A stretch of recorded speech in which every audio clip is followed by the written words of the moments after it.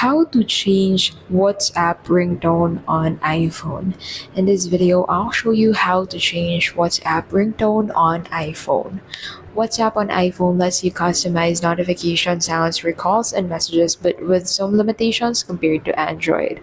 So first thing you can do is to go ahead and change your notifications ringtone. So open your iPhone settings, and then from here, go ahead and look for sounds and haptics.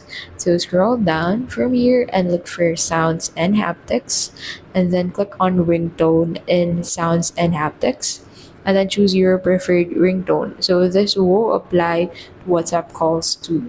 Now after you have selected one, save it.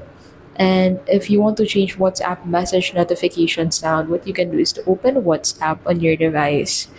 And then on WhatsApp, click on settings. So you'll find settings at the bottom right of your screen. And then from here, go ahead and tap on notifications. So look for that, and then from here, under message notifications, tap sound and choose a new tone from the list. And once you're done with this, go ahead and save it. WhatsApp does not support custom ringtones from third-party applications on iPhone. You can only choose from the built-in iOS tones. So that is how you can basically change WhatsApp ringtone on iPhone.